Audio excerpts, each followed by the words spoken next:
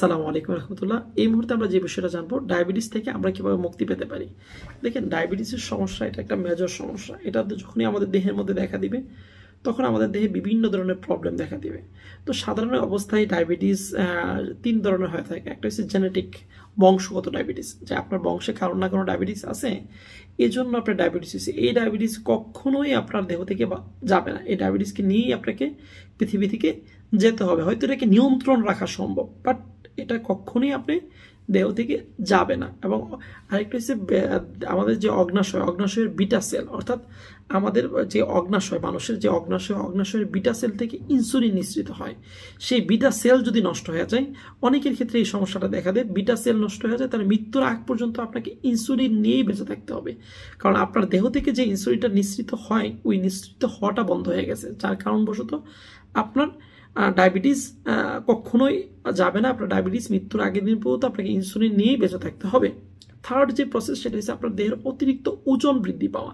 আপনার দেহের অতিরিক্ত ওজন বৃদ্ধি পাওয়ার কারণে আপনার দেহের যে কোলেস্ট্রলটা বৃদ্ধি পাইছে বা গ্লুকোজটা বৃদ্ধি পাইছে বা যে ডায়াবেটিসটা হয়েছে, এটাকে আপনি নিয়ন্ত্রণ করতে পারবেন।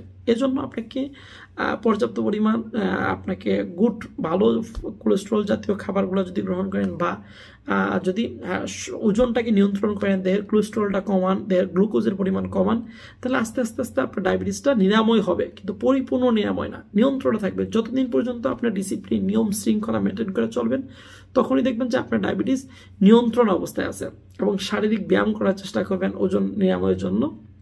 এবং গর্ভাবস্থায় অনেক ক্ষেত্রে দেখা যায় যে গর্ভিত অবস্থায় ডায়াবেটিসের বেড়ে যায়। কোনো মানুষের ক্ষেত্রে দেখা যায় যে গর্ভাবস্থায় ডায়াবেটিস বেড়ে যায়, কিন্তু যখনই আপনি আবার হয়ে যাবেন, যে গর্ভাবস্থা থেকে ফিরে আসবেন, তখনই দেখবেন যে বেবি হয়ে গেছে। তখন দেখবেন যে ডায়াবেটিসটা আস্তে আস্তে নিয়ন্ত্রণ হয়ে গেছে। অনেক ক্ষেত্রে অপারেশনের পরেও ডায়াবেটিসের সমস্যা দেখা দেয়, ওইটা অনেক ক্ষেত্রেই ঠিক হয়ে যায়।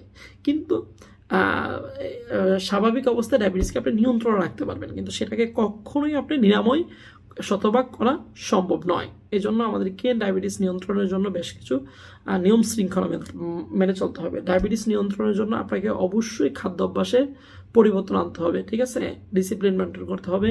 এবং যে খাবারগুলো খেলে ডায়াবেটিস বৃদ্ধি পায়, ওই খাবারগুলো খাওয়া যাবে না, একদমই কম খেতে হবে। বিশেষ করে কার্বোহাইড্রেট জাতীয় খাবার সম্পূর্ণরূপে পরিহার করেই চলতে হবে, যতটুকু পরিহার করা যায়, ঠিক আছে? তাহলে আমরা অনেক বেশি ভালো থাকতে পারবো, সুস্থ থাকতে পারবো ইনশাআল্লাহ। আসসালামু আলাইকুম।